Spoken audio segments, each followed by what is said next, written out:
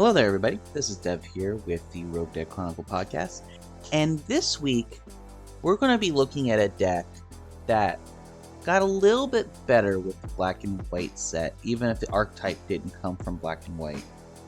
And that's going to be Festival Lead. So we're going to be running the Festival Lead archetype here with some additions from the black and white sets. Let's look into the Pokemon, the attacks, and then go into the trainers and energy. So Festival Lead is an ability on the Dipplin and a couple other cards, but we're going to be focusing on Dipplin in this deck that reads, if Festival Grounds, which is a stadium, is in play, this Pokemon may use the attack it has twice. And if you do the first attack, you knock out something, your opponent will promote, and then you attack into the other Pokemon. And the attack it has is Do the Wave. It does 20 times the number of each of your bench Pokemon. So if we have a full bench, we're doing 100, we're attacking twice, we're doing 200, and that's before modifiers of weakness. So this is an opportunity to be able to put a lot of damage out every single turn with single prize attackers. So we'll be able to get multiple prizes potentially every single turn. Now, how does this deck really work? Well, we have the Thwackey, which is a stage 1 grass Pokemon with a Boom Boom Groove. Once in your turn, if your active Pokemon has the Festival Lead ability, you may search your deck for any card and put it in your hand and shuffle your deck. So ideally, we're going to have Dipplin in the active, we have a couple Thwackey on bench, and we're just cherry picking cards that we need for the turn. And that's how we're going to be able to just streamline our attackers and streamline our strategies. We do run one Rillaboom just in case we do have to evolve a Thwackey up and do like 180 with Woodhammer and kind of just do a big attack. Or drum beating to slow our opponent down or anything like that. But this is really just a break glass in case of emergency type of card. Now, we do run one Shaymin with the Flower Curtain. Prevent all damage done to your bench Pokemon that don't have a Roblox, which is everything. We don't have a Roblox in this entire deck. From your opponent's Pokemon. So basically we're protecting our bench, protecting our strategy. And then we are running a 1/1 Rabsca line with that Spherical Shield ability. Prevent all damage from effects of attacks from your opponent's Pokemon to your bench. And it does have Psychic, so you can do one attack and then your opponent loaded up a whole bunch of energy. You could probably do more than the 200 with Psychic here. So we have two ways to protect our bench. A conversation between Dean and I for this deck build is like, why do you have both? I think having both is a little more consistent. I think relying on two Shaymins instead of like having this split out gives you more options, more flexibility during the match. In terms of the trainers, because this is a little bit of a different archetype, we're not going to have the traditional trainer pool here. First off, we're going to run a full 4 of a Festival Grounds. This is actually the main engine of the deck. We don't really care about the special condition piece. Yes, it can protect us from poison, it can protect us from burn, it can protect us from paralysis, but really we're using the stadium in order to give us the ability to attack twice. How are we going to look out for our Pokemon? Well, we have Bug Catching Set, we're running only grass type attackers. So we look at 7 top cards of the deck and pull into Pokemon and energy, so we'll be able to spread out that way. We do have 2 Buddy-Buddy Poffins. We are a low HP deck, so Buddy-Buddy Poffins can be super easy for us to grab our cards. Our ace spec is Precious Trolley. We want to have a full bench. This Precious Trolley will allow us to fill our bench up with the Pokemon we want. That way we can get our strategy up and running. And then recovery cards, we do have 1 Night Stretcher. We do have 1 Pal Pad because we run a very interesting balance of supporters, which we'll get into in a second. And then gusting wise, we do run 1 Counter Catcher. Being a single prize deck, we do expect to get KO'd easily, especially early in the match. So that way we can just Counter Catcher up what we need, take an easy prize, and then kind of force some dominoes to fall our way so the Counter Catcher can turn the momentum to the match. In terms of supporters first, we run 2 Carmine.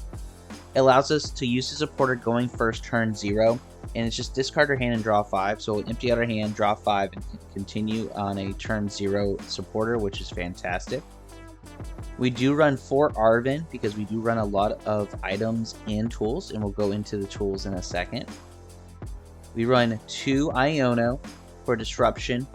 Our base draw engine is the Thwackey, so we don't need traditional draw. The Carmine is early game.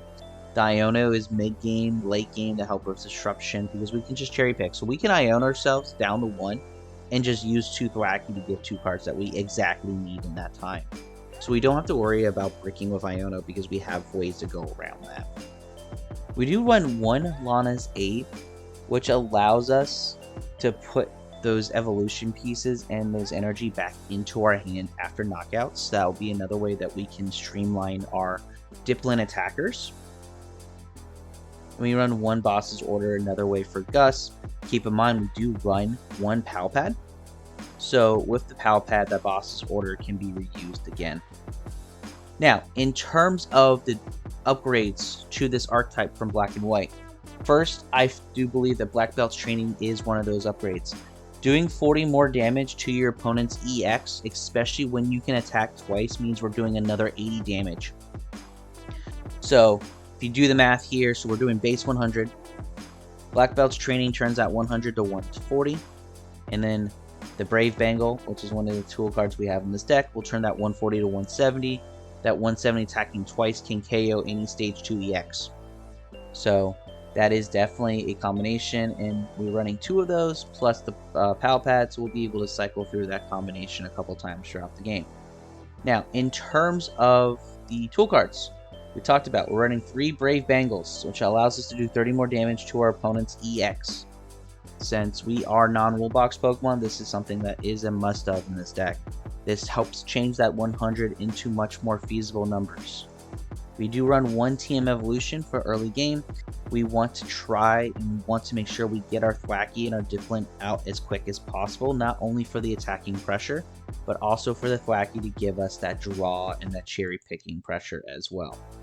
And we run 1 Air Balloon just in case we get a Thwackey or something stuck in the active or we don't want the active. It'll be able to reduce our retreat cost down to 0.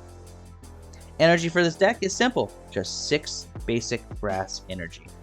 Don't need a lot of this deck. It is single energy attacks. It is something that really we don't want to be attacking with Thwackey. We don't need to be attacking with Rabsca. It is Dipplin or bust in this deck, and we're going to try our best to show that off on the ladder. With that being said, guys, this deck list will be in the description of the video.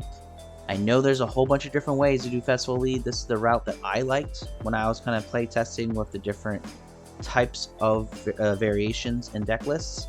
And let's jump onto ladder to see how it does. Alrighty. So we are going first. So we're going to lead with the Applin, put the Shaymin on the bench as protector. And let's see what our opponent flips over. Just a straight Monkey Dory. So let's see what we get. So we'll just attach. I don't want to use one of our stadiums yet. Actually, yeah, just in case. We have a second one. If we get Iono, we get Iono, but let's attach and pass. Let's see what our opponent really turns the rest of this, because the Monkey Dory doesn't tell us much. Buddy-Buddy would tell us a lot. So next turn, really depends on what that top deck is. We really need to put like gas on to try to fill up the bench and start attacking now to put pressure onto our opponent.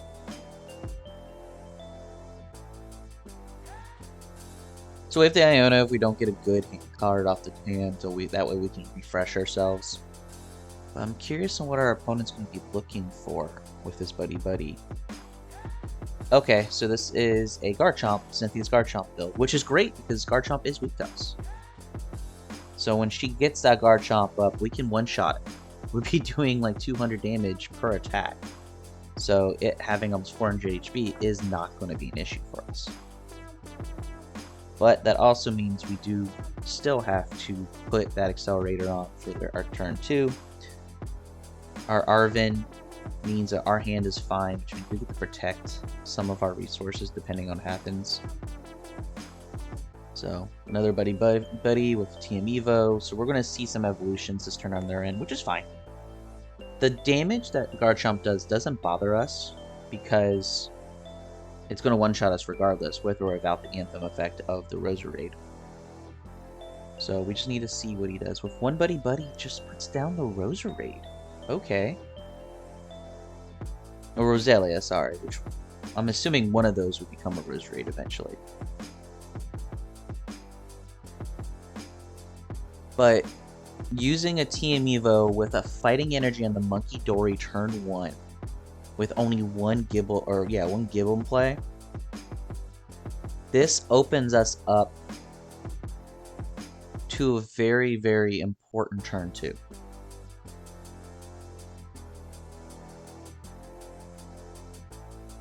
So let's see what we're able to do here. Arven.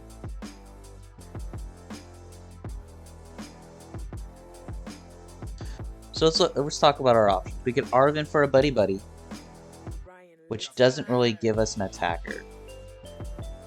So let's Iono, see what else we get from the hands here.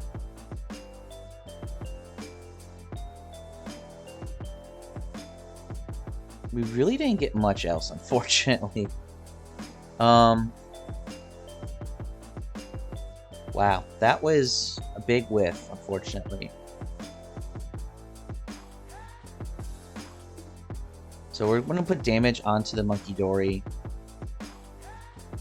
We're going to kind of give our opponent a turn of reprieve here. But maybe doing the Arven for maybe Bug Catching Set would have given us an opportunity to get more pieces out, but it didn't give us really any options. There's the Garchomp.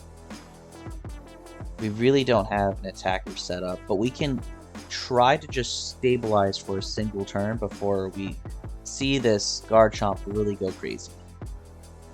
Because again, it is weak to grass. 400 damage is not hard for us to accomplish in a singular turn. So he can attack us all he wants. We just need to just stabilize for about 2 turns. So as long as we're within 3 prizes, we'll be golden.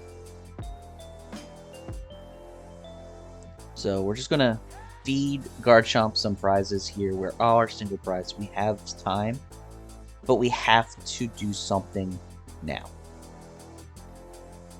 So Iono, reset the hand. We need a fresh 6. We need to pop off this turn. A Grookey, double Poffin.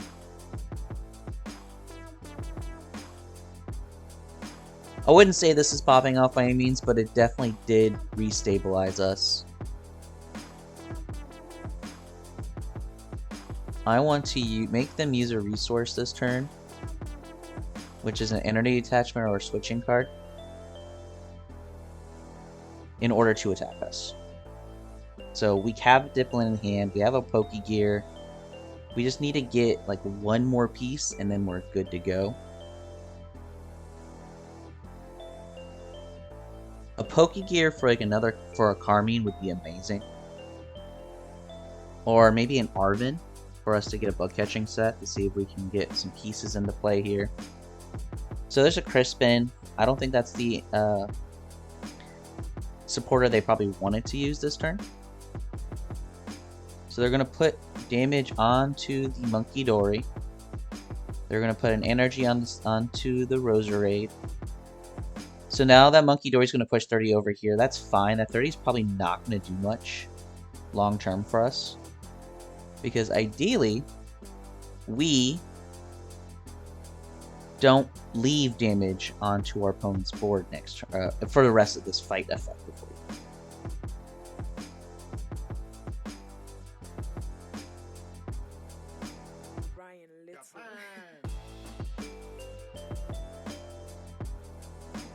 So yeah, he's just putting damage onto the Shaymin for, again, he probably saw the math didn't matter. So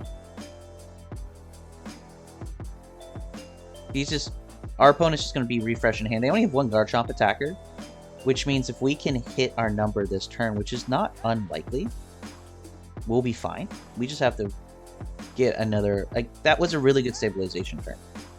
This is another really good stabilization card here. So right now we're doing 60, 120 per attack, so we need to get a couple more pieces on here. Okay. Lana's aid will give us some pieces, but not enough to really matter. We are just... oof, we are struggling.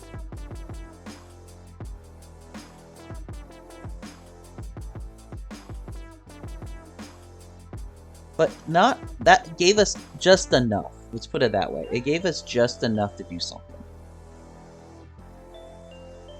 So now we're going to get 2 prizes. Our opponent really doesn't have an attacker. So we're going to get that Garchomp off, which is exactly what we wanted to try to do. Lana's aid was not really the route that I was thinking, but it gave us a route for sure. There's the Arven. We have another Applin when the Dipplin goes down. So we can Arven for Bug Catching Set, I think would be the best combination with our hand. And we just need to see what our opponent does right now. There's the Pheasantipity, that's fine. Pheasantipity is a card that will give them an opportunity to try to reestablish themselves. But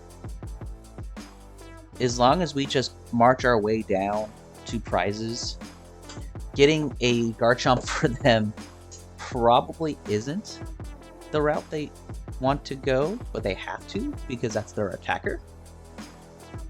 So very intriguing on seeing how they're going to go about this. What attacker, what type of moves are they going to try to do? Our strategy is simple. We're just going to take KOs and we're not going to leave energy onto the board state for them to try to manipulate Monkey Dory. So we're getting Iono to 4. So there goes our Arven, but that's fine. Because we get another Dipplin, we get a Pokégear, and we have an energy.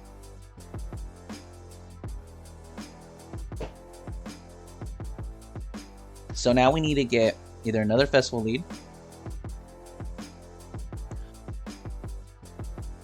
the Pokégear could get us a way to get to that.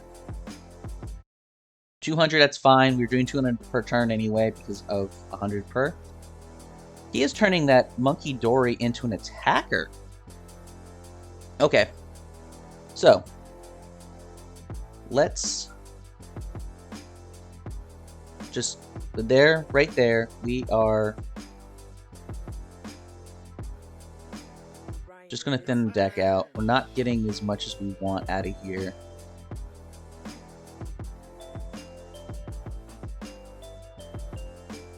Do we boss into something just to put 100 damage onto something? I don't know if that's worth it.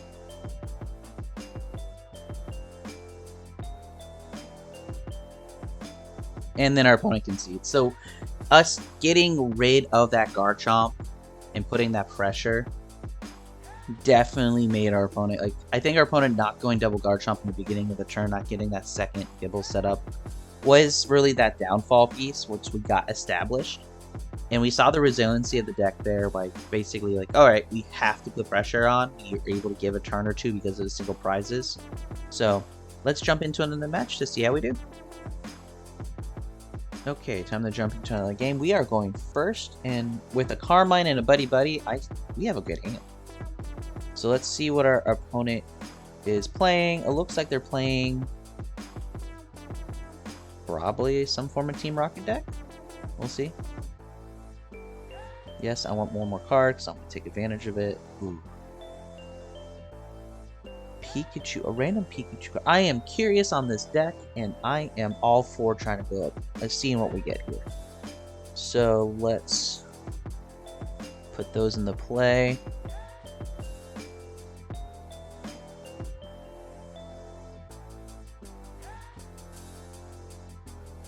There's a lot of resource in this hand I do not want to discard.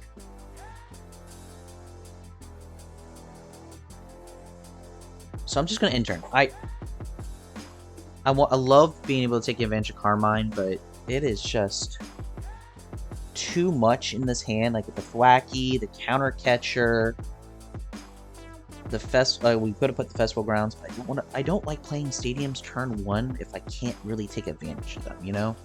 The idea of a stadium is you have to take advantage of it. And unless you're bumping your opponent or you're needing it for a passive play, which in this case, Festival Grounds is not passive for us. It's very much an active stadium because of the attack piece to it. I just rather have it in my hand for a turn. So we're looking against some random Pikachu, but the Precious Trolley is going to tell us more, for sure. He's going to load his bench up. We're going to be able to see our path to KOs here. Because, really, we need to have a full bench to even knock out a Pikachu. So it's Pikachu with Frostlass here. So I'm very curious on what which Raichu it is. Very curious. And the Frostlass is very dangerous to us because we have a lot of abilities. A lot of abilities.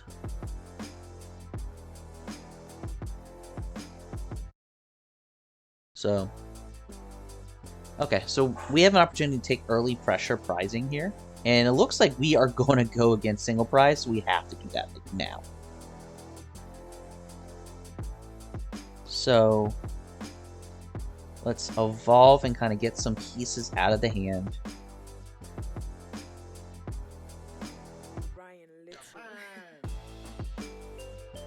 I'm going to grab an energy now.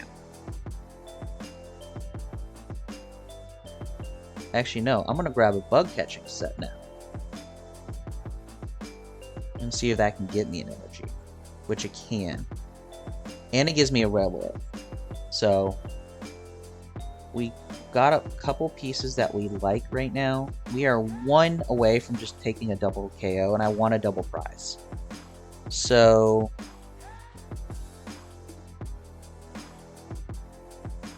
what's Pokégear?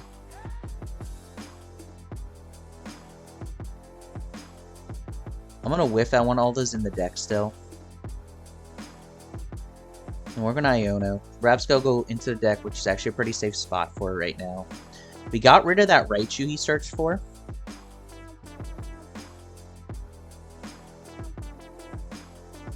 Alright. There's no need to Pokégear right now. The one drawback to this entire turn is we missed the one basic we were looking for to really try to take 80. So now we actually have to waste 2 attacks on a Pikachu. Which we could have grabbed a boss and done a Snow Runt something else KO, but I don't think he would have fed us 2 Snow Runts. So let's see. Fever Trader got promoted.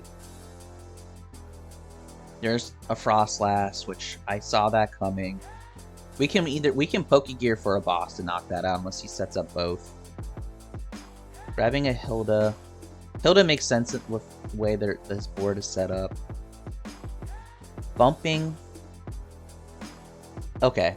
Non-fighting retreat cost increase. So he's trying to stick the whatever's in the active in the active. So, but we have the Thwackey, but with... So we'll have to get a Festival Ground. There's that Raichu again. I want to see what that Raichu does. This deck is any damage counters on it. Oh, okay. So you put damage counters onto the board and then you just spread 50. I love it. I actually love that idea. And we have to double target that. So there's a couple threats on his... Or not threat. Yeah, I would call them threats. For sure would call them threats. But I think the Raichu is the piece that I think I would go after first. So Freezing Shroud, boom, and then continue. So thing is, we have to protect ourselves by evolving up, sadly. Let's Pokégear here. We whiff on the first Pokégear. Pokégear 2. We get the Arven. I'm not against the Arven because we do need to set up a little bit more. So let's grab some pieces for us here, which I think a Bug Catching Set and an Air Balloon. Let's Air Balloon onto the Thwackey just for protection. And then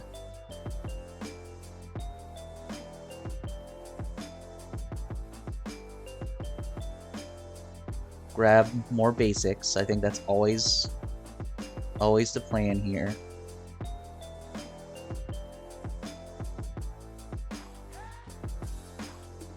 And then let's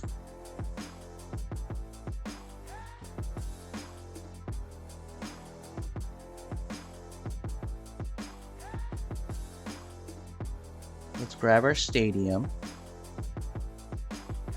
and try to just put pressure.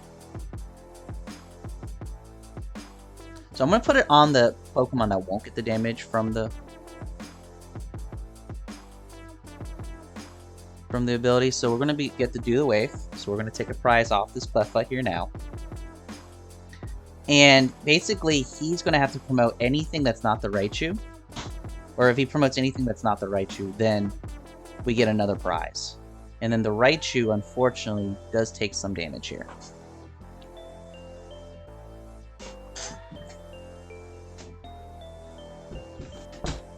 So we get to take another turn here. So this Raichu is going to do 50 to everything, and the only thing it can really... It will end up KOing the Dipplin.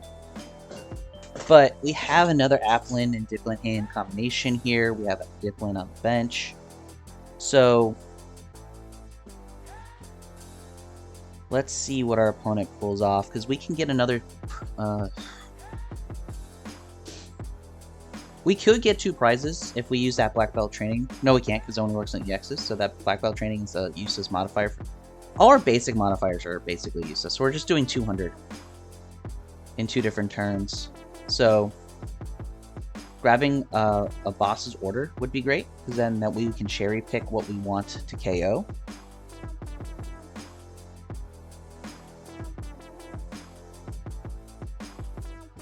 But I really do love the concept of this deck. I really do.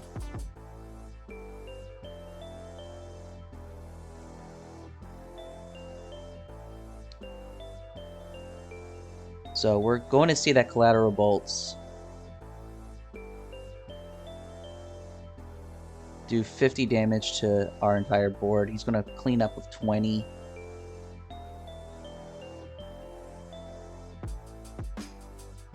Let's grabbing a Reversal Energy. I'm assuming he's getting another Raichu up and running.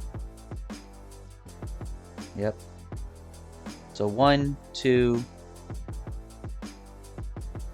So he's going to take 2 prizes of his own here.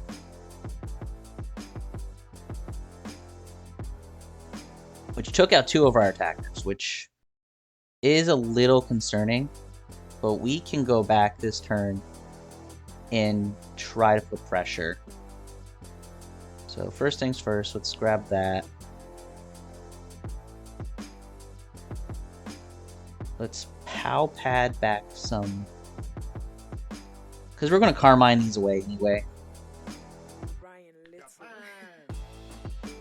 Because all those cards don't matter for this matchup.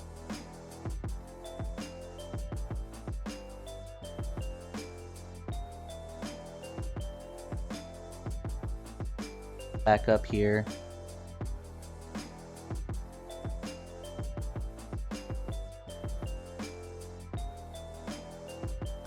And then... Because this Thwackey's going to die in between turns. Because we can't knock out both Frostlasses. So let's grab another Grookey.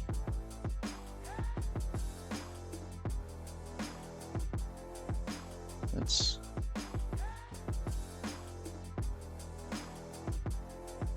Is it from attacks? Yeah, that's from attacks. So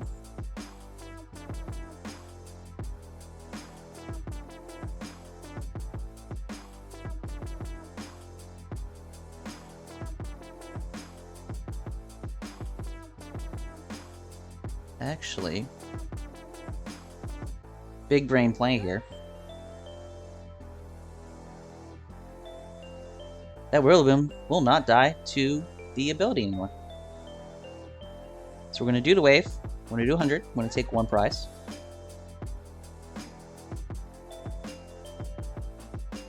We're going to take a prize. Precious Trolley doesn't really help us anymore. One turn too late there. And then we're going to do another attack. And we're going to knock out another Frost Slice. So that does slow him down quite significantly.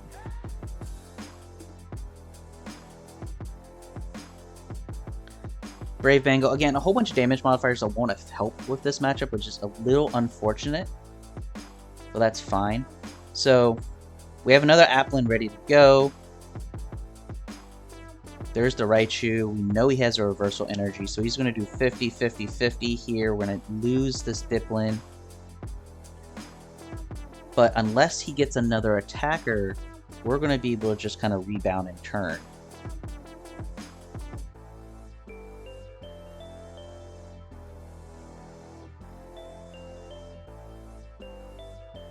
So let's see what our opponent does.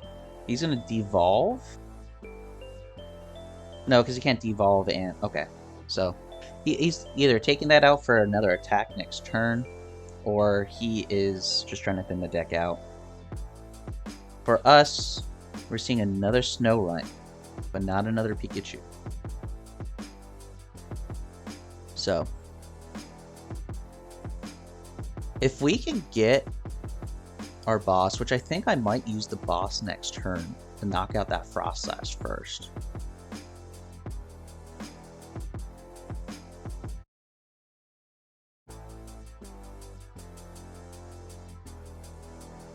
He's doing Electric Ball, so he's just taking out the active.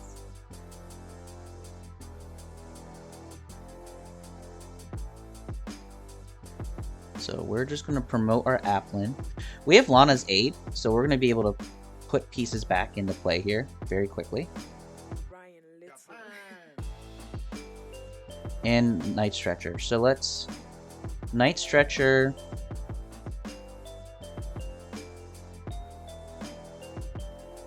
The energy. Let's Lana's aid.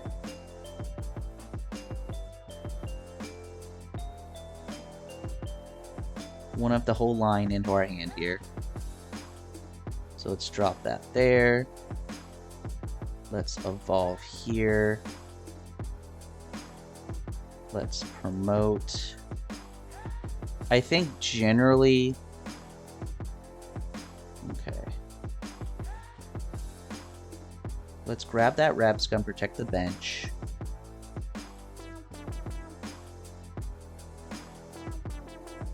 Which I probably should have grabbed it sooner, but with it, the trade being so favorable, I was like, you know, we could probably wait a turn. So we are going to take another prize. We don't really see another attacker on our opponent's side. So I think our opponent kind of ran out of gas just a little bit. We have a switch, just in case they try to stick the Rillaboom in the active somehow. So, but we see the damage spread. Yes, the Freezing Shroud does do that, but I just don't see our opponent really doing anything else here. We have plenty of opportunity to set up another Dipplin next turn very easily.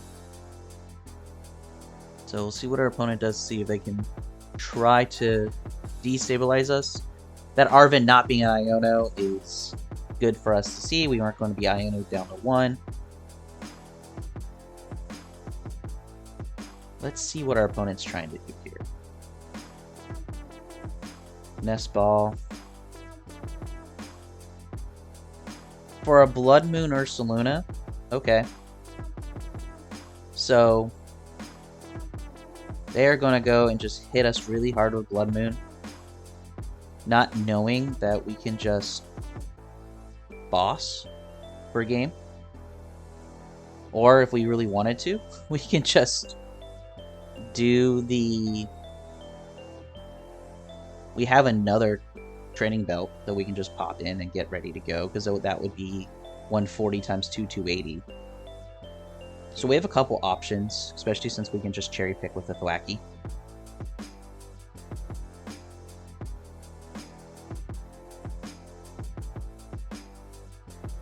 Okay. So let's promote our active versus Applin. And just see really what we want to do, how the options, how our turns kind of hand to us, and make the easiest path here. Okay, so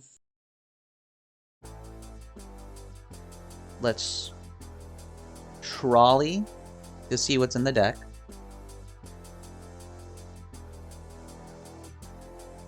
We have the boss in the deck. We have the training in the deck. So we'll just put the Shaymin there.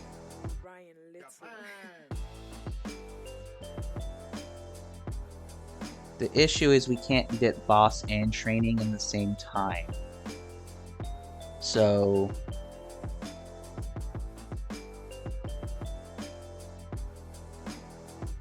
that's Arven.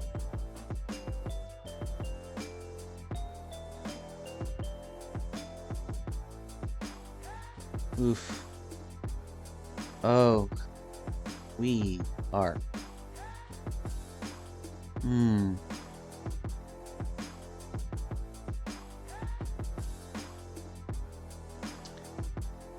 Oh, we ran out of gas. Our opponent put us in a good spot where we ran out of gas. So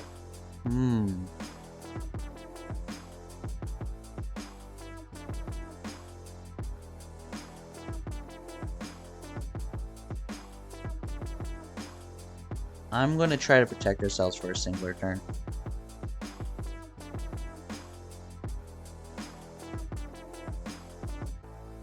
Because now that Ursulina is taking chip damage, and I'm banking on no boss, no counter catcher.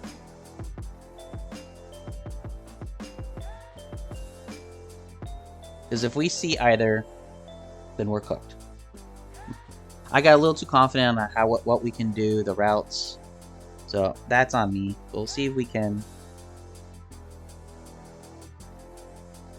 try to survive this mess up.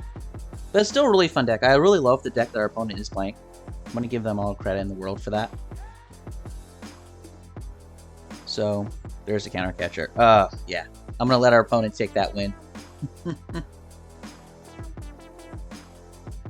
They deserve it. Whoa! Whoa, whoa, whoa. Not how I thought they were going to win. Okay. Hold up. Do they really see the Thwackey as the danger? Are we out of Dipplins? We're nowhere. We have one Dipplin left. And I know it's in the deck. Unless our opponent's trying to stall us with the Thwackey, but they would deck out before we would. I know the Gravity Gemstone puts this pretty much impossible to get out.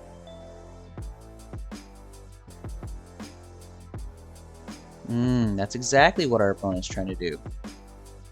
Is take the 2 prizes from these guys.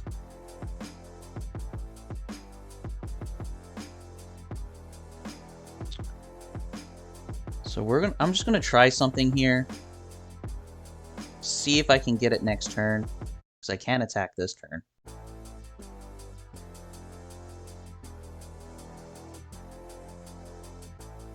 Okay. I am on a 1-turn timer here.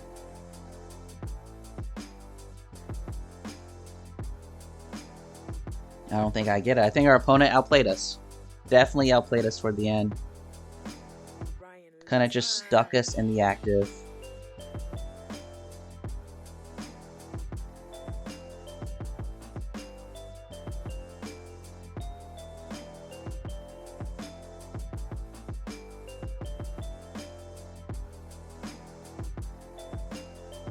So let's see what happens here.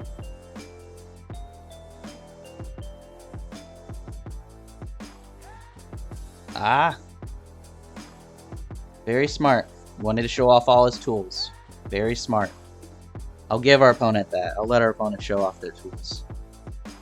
But we just played... I played a little cocky, I'll be honest. I got caught in my own little game. So, but very fun deck by our opponent. Give him all the kudos to that. And let's see if we jump into another match to see how we do. Time for another match. Well, we are going first this time. So we have the Carmine. We have a whole bunch of pieces that I do like having in my hand that I will do turn one go.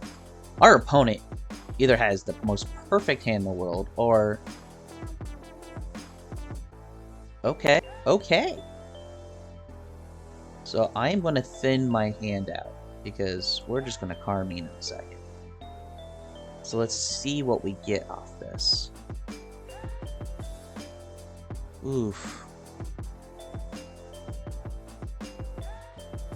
I don't want to discard those cards, because that's what would end up happening with this. So let's... Again, we're just going to try to go wide, just like they are. So, honestly, I don't hate this setup. We have the Thwackey, we have the Arven for next turn. We have a Dipplin, so if we can get...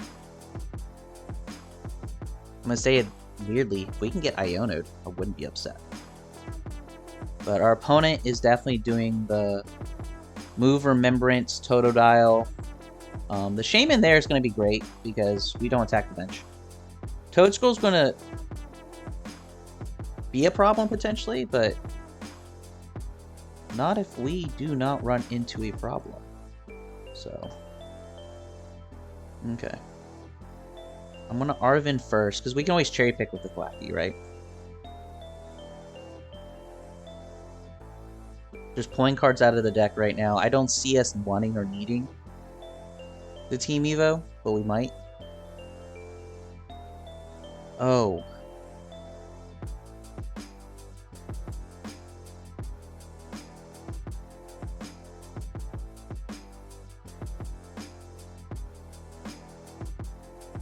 This is what... Okay. Not the worst combination of cards here. We are one card away from one-shotting that Totodile. But that's where the Thwackey can come into play here. So we can Thwackey...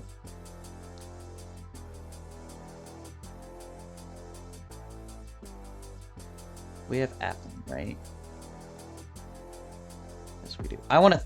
Basically, what I wanted to do was turn one card into two, which is what this Buddy-Buddy does for us. So we can do 100 and knock out another. I want to thin the deck out one more card. Okay.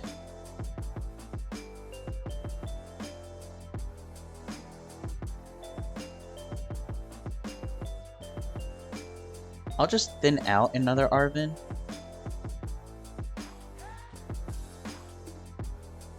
So we'll do the wave, knock out this first Totodile.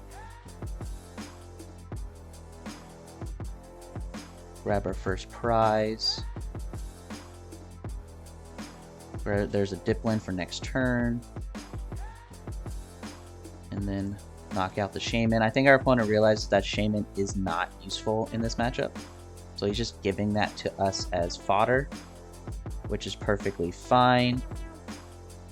Another Buddy-Buddy. So we have a Dipplin for the evolution. We have another Applin. We have two Thwackeys. The Rabsca is prized, but I'm not too concerned with that right now. But this is a really good... That was a really good turn 2 for us. We were able to set up our bench. We have our lines for backup attackers, and there's our opponent conceding. I think our opponent just dead drew and kind of saw. But that is how explosive the deck can be. So I'm very happy to see that we're able to kind of show off just like how quick we could set up and how quickly we can put pressure on our opponent in a match like that.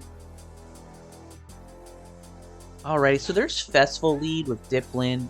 There's, like we said in the intro, there's several other ways that kind of build out the Festival Lead, because there's more than just one Pokemon with that Festival Lead ability that can utilize that ability in double attacking. One thing that I would definitely kind of consider when you are building your Festival Lead deck is looking at the results from Worlds. So Golden Go had a really big showing out at Worlds, and Golden Go does resist Grass. And Metal got super popular with Grass, or with this upcoming World set, and got stronger with Genesect and Golden Go popularity. So being a Grass attacker isn't necessarily always the best thing. Now, on the flip side of that, Charizard is still as popular as ever, Marnie's Grimmsnarl is still as popular as ever, and you're hitting them into weakness. So when you're building your decks, as we talked about in episodes way back when, type matchups do matter. So the Dipplin Thwackey combination is so fun to play. As we saw in that third game, our opponent really didn't get set up as well, but we did, and we were able to get a board set up turn 2, really putting pressure in. And even in that second game where we had a good situation, we just kind of let our hubris get the best of us, and we kind of got like, oh, we can win next turn, and we didn't. So this deck can high roll. Now, would I bring this deck to a regional? No. Would I bring this to a cup? Probably not, but this is definitely a great league night or league challenge deck where you can have some fun, make your opponent think, make your opponent kind of maneuver around you. That way you can just have the best with a single prize deck as well. And with that being said, guys, thank you if you made it this far into the video. We really do appreciate it. Give the video a like. Don't forget to subscribe to the channel if you haven't already. This deck list will be in the description of the video, but always in the comments. Please let us know how you would modify your Festival Lead build in your local meta, or just generally, so that way we can see what different ideas are out there. With that being said, guys, I hope everyone enjoys the rest of their day, and as always, have fun playing those sneaky decks.